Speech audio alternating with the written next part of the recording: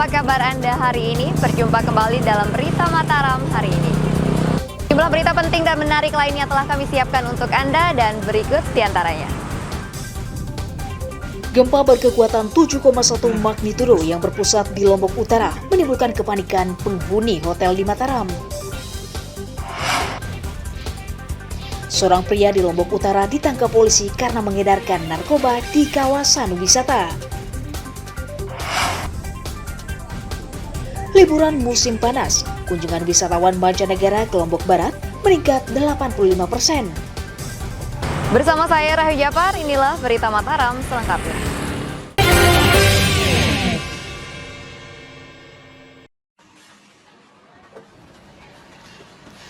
Gempa bumi berkekuatan 7,1 skala Richter yang berpusat sekitar 163 km timur laut Lombok Utara dirasakan warga dan menimbulkan kepanikan hingga di kota Mataram. Seperti tamu di sebuah hotel di Jalan Udayana Mataram yang berhamburan keluar dari kamar mereka. Gempa dirasakan warga pada pukul 3.55 detik waktu Indonesia Tengah dan dirasakan merata di seluruh kabupaten kota di Pulau Lombok.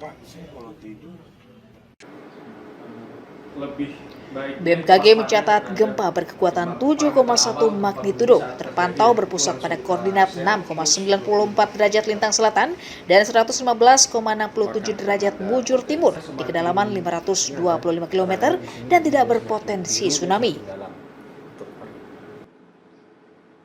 Dari data analisa, BMKG menyebutkan gempa terjadi akibat aktifnya lempeng Australia akibat aktivitas Lat-Pol atau tarikan ekstensional ke bawah atau gaya gravitasi. Hingga sore hari, BMKG mencatat telah terjadi 4 kali gempa susulan dengan magnitudo yang terus mengecil. Kalau di Indonesia potensi gempa itu pasti ada. Jadi memang gempa tadi pagi itu terjadi di Laut Jawa, tepatnya di 163 km arah timur laut Lombok Utara, NTB, dengan kedalaman 525 km. Nah, untuk parameter awal yang BMKG kirimkan, BMKG share ke publik itu memang gempanya 7,4 dan berada di 180 km tenggara Tanah Bumbu dengan kedalaman 10 km. Hingga pukul 10.30 kita sudah mencatat ada 4 kejadian gempa bumi susulan. Warga diminta tidak panik dan tetap waspada dengan segera berlindung atau mengamankan diri keluar bangunan jika terjadi gempa. Emi Kusuma melaporkan dari kota Mataram.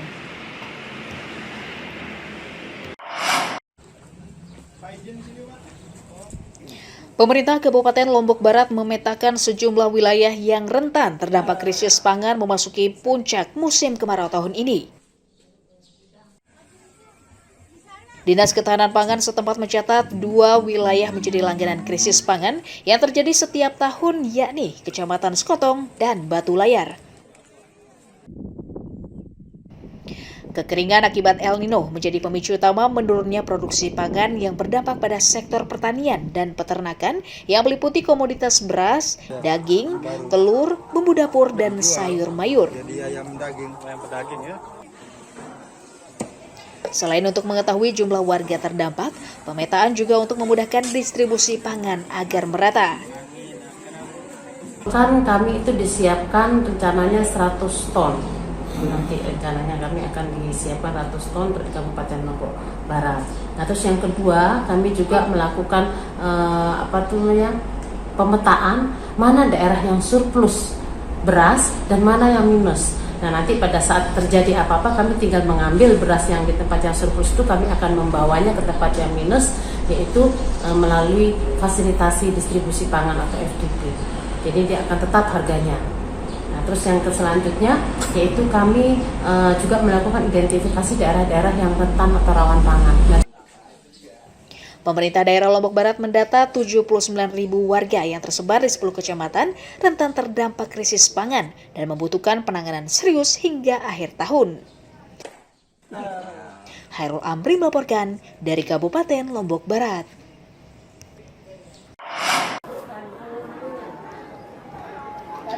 Harga beras di sejumlah pasar tradisional di Kabupaten Lombok Timur terpantau naik sejak sepekan lalu. Salah satunya di pasar tradisional Tanjung. Beras premium dijual pedagang Rp13.000 per kilogram, naik Rp2.000 dari sebelumnya. Iya. Kenaikan harga dipicu minimnya stok beras dari petani lokal akibat gagal panen. Super. Naiknya harga beras menyebabkan omset pedagang menurun, sementara konsumen enggan membeli beras dalam jumlah banyak karena harganya mahal.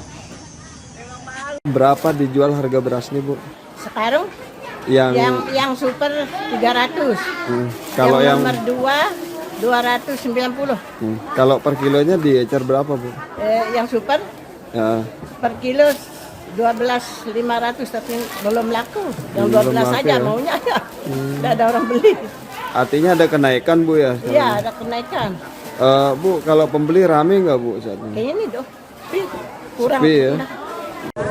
Ya sebenarnya karena ini bahan pokok ya mestinya ditekan harganya jangan sampai terlalu melambung karena kan banyak juga masyarakat yang kurang mampu gitu.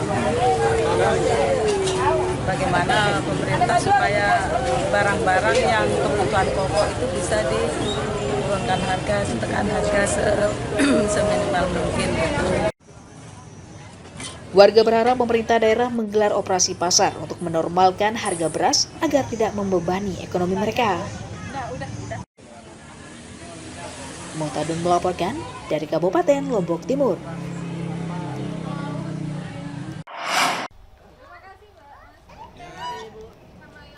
Badan Meteorologi, Klimatologi, dan Geofisika Wilayah Zainuddin Abdul Majid memprediksi fenomena El Nino di Nusa Tenggara Barat berlangsung hingga akhir tahun 2023. Monitoring BMKG menunjukkan lemahnya hembusan angin pasat dari Samudra Pasifik yang menyebabkan suhu permukaan laut di timur dan tengah Samudra Pasifik menjadi hangat. Hal itu menyebabkan terjadinya penguapan awan sehingga hujan bergeser menjauhi wilayah Indonesia, sehingga durasi hari tanpa hujan di hampir seluruh wilayah akan lebih panjang hingga mencapai 60 hari. BMKG juga mengeluarkan peringatan dini kekeringan meteorologis yang disebabkan fenomena El Nino yang terbagi menjadi 3 kategori, yakni level awas, siaga, dan waspada di seluruh kabupaten kota di NTB. Berdasarkan dari monitoring hari tanpa hujan berturut-turut atau HTH di Provinsi NTB secara umum berada pada kategori sangat panjang yakni 31 hingga 60 hari. Kemudian namun terdapat beberapa titik yang termonitor dalam kategori ekstrim panjang yakni lebih dari 60 hari, yaitu di pesisir utara Kabupaten Lombok Timur, kemudian Lombok Utara, Sumbawa, serta pesisir utara Kota Bima. Kemudian HTH terpanjang tercatat di pos hujan Asa Kota Kolo, yaitu Kota Bima selama 113 hari tanpa hujan. Warga diminta bersiap menghadapi musim kemarau panjang, salah satunya dengan menghemat air dan meningkatkan fungsi infrastruktur sumber daya air, seperti embung, waduk, atau penampungan air hujan. Lukman Hakim melaporkan dari Kabupaten Lombok Tengah.